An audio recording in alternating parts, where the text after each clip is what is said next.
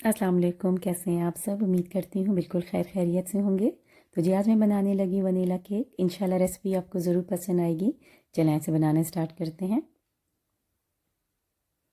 5 eggs लिए हैं मैंने और एग वाइट और एग योक को मैंने सेपरेट बाउल में डाल दिया है। यहाँ पे मैंने एग योक वाला बाउल लिया है और उसमें मैं ऐड कर रही हूँ 40 ग्राम शुगर। शुगर ऐड करने के बाद मैं एग को बीट कर लूँगी। तकरीबन 2 to 3 मिनट्स के लिए मैं बीट करूँगी। साथ ही मैं ऐड कर रही हूँ 1 टीस्पून वनीला एक्सट्रैक्ट और 40 ग्राम ऑयल।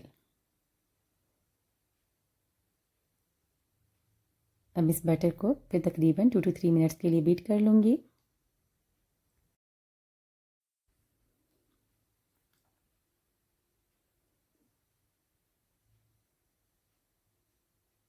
अब मैं ऐड कर रही हूँ 100 gram plain flour. Plain flour add करने के बाद अब हम बीटर का यूज़ नहीं करेंगे। स्पैचुला से ही अच्छी तरह से प्लेन फ्लावर को हम बैटर में मिक्स कर लेंगे और ये देखेंगे कि इसमें कोई लम्स वगैरह बाकी ना रहें। चलें जी, ये वाला बैटर हमारा रेडी हो गया है। इस बाउल को मैं उठा लेती हूँ। अब एग वाइट वाला बाउल मैंने ले लिया है। एग वाइट को बीट करना स्टार्ट करूँगी और उस टाइम तक बीट करना है एग वाइट को जब तक एग वाइट फॉर्मी शेप में आ जाएगा। साथ ही मैंने 40 ग्राम शुगर ली हुई है और थोड़ी थोड़ी करके मैं शुगर ऐड करती जाऊंगी और एग वाइट को बीट करती जाऊंगी। यहाँ पर हम इस रेसिपी में बेकिंग पाउडर का इस्तेमाल नहीं करेंगे, लेकिन उसके बावजूद भी आप देखिएगा कि स्पंज जो है वो किस कदर सॉफ्ट बनेगा। चलिए, शुगर मैंने सारी ऐड कर दी है। 1 टीस्पून मैंने लेमन जूस लिया है अब, और ये एग वाइट हमारी रेडी हो चुकी है। दोनों बैटर को अब आपस में मिक्स कर लूँगी। पहले मैंने थोड़ा सा एग वाइट लेकर प्लेन फ्लावर वाले बैटर में डाला है ताकि प्लेन फ्लावर जो है वो ईज़िली एग वाइट वाले बैटर में जो मैं शिफ्ट कर सकूँ।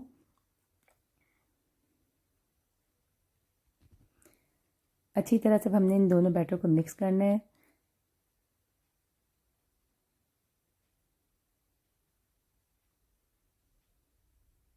ये देखिए बैटर आपस में अच्छी तरह से मिक्स हो चुके हैं। अब मैंने 2 पैन लिए हैं, दोनों को ग्रीस भी कर लिया और बटर पेपर भी लगा दिया है। बैटर मैं दोनों पैन में शिफ्ट करूँगी, लेकिन एक पैन में मैं थोड़ा ज़्यादा बैटर डालूँगी और एक में मैं थोड़ा कम बैटर डालूँगी। अच्छा, ये जो रेसिपी मैंने आपके साथ शेयर की है, इसका स्पंज इस कदर सॉफ्ट होता है कि अगर हमने पूरा बैटर एक ही पैन में डाल देंगे तो जब हम ये बेक हो जाएगा और इसे अवन से हम बाहर निकालेंगे स्पंज को, तो इसका वेट जो है वो अपना बर्दाश्त नहीं कर पाता और वो एकदम से बैठ जाता है। तो क्योंकि हमने इसमें मैदे की क्वांटिटी भी कम रखी है, तो इसलिए उसको जो है वो एक सपोर्ट नहीं मिलती अपने आप को बैलेंस रखने में, तो वो फ़ौरन बैठ जाता है। इसलिए हमेशा याद रखें कि इस रेसिपी को आपने फॉलो करना है तो आपने बैटर को 2 पैन में डालना है। लेकिन यहाँ पर मैं आपको जो है प्रैक्टिकल करके दिखा रही हूँ कि अगर आप सारा बैटर एक ही पैन में डालते हैं तो उसका रिज़ल्ट क्या आता है आगे जाके आपको पता चलेगा। तो यहाँ पर मैंने अवन प्रीहीट करने के लिए रख दिया है 180 सेल्सियस पे। तकरीबन मैं 18 to 20 मिनट के लिए इस स्पंज को बेक कर लूँगी।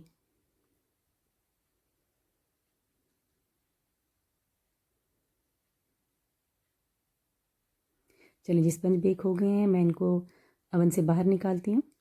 ये देखें, ये छोटा वाला जिसमें हमने कम अमाउंट डाला था, ये वो वाला स्पंज है।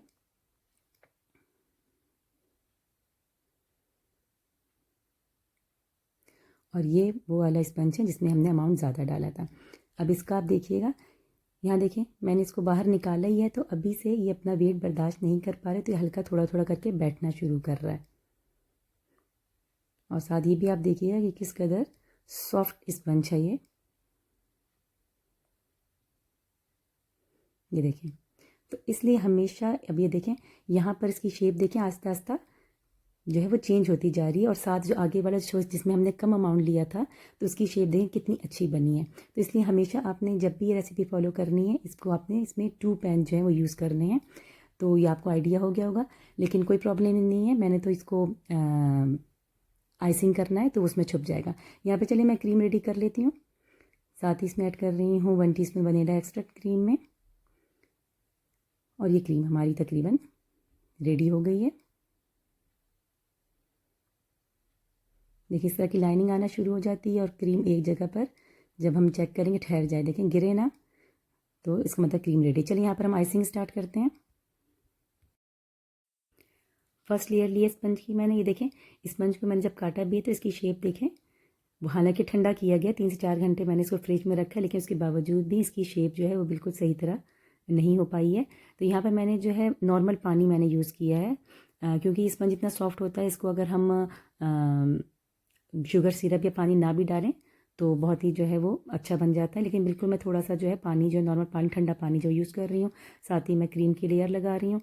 अब मैं सेकेंड लेयर रखूँगी स्पंज की और थोड़ा सा पानी मैं ऊपर से डाल रही हूँ और साथ ही क्रीम की लेयर लगा रही हूँ। और इसी तरह थर्ड लेयर देखें, थर्ड लेयर ये वही वाली थी, लेकिन कितनी अच्छी सी अभी भी ठंडा होके भी वो एक अच्छा सा उसका जो है बैलेंस है। यहाँ पर अब थोड़ी सी क्रीम लगाकर हमने जो है सारे स्पंज को कवर कर लेना है।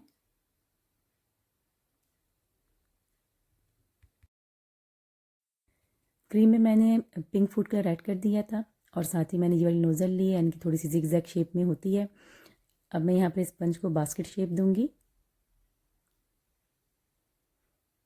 जब भी हम कोई काम स्टार्ट करते हैं, स्टार्ट में वो हमें हार्ड ही लगता है, लेकिन टाइम टू टाइम जब हम प्रैक्टिस में रहते हैं तो हर काम फिर वो आसान होता जाता है।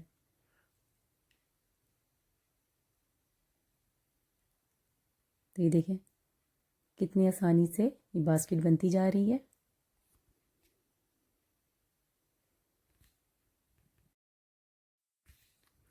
चलिए जी, ये बास्केट हो गई है कंप्लीट।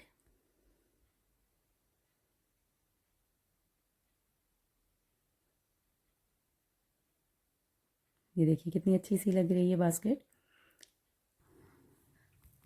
अब यहाँ पर मैंने क्या किया है, पाइपिंग बैग में मैंने पिंक कलर वो जो थोड़ा थोड़ा सा ऐड कर दिया है, साइड साइड पे लगा दिया है।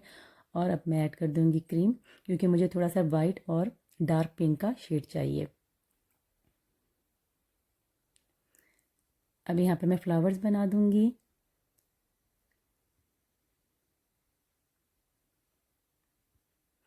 और फ्लावर्स के साथ ही साइड साइड पर भी मैं छोटे से स्टार्स बना दूँगी। अब यहाँ पे मैंने ये स्प्रिंकल्स लिए हैं, ये यूनिकॉर्न स्प्रिंकल्स हैं, उनको मैं ये सेंटर में डाल दूँगी।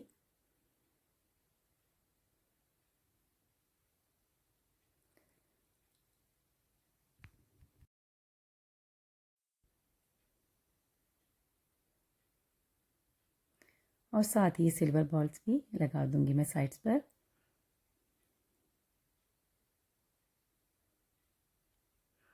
फ्लावर्स के ऊपर भी सिल्वर बॉल्स में रख दूँगी। और ये लीजिए हमारा बेहतरीन सा वनीला केक रेडी है। इजी से था, थोड़ी सी मेहनत है, लेकिन देखिए रिज़ल्ट जो है वो कितना अच्छा आता है।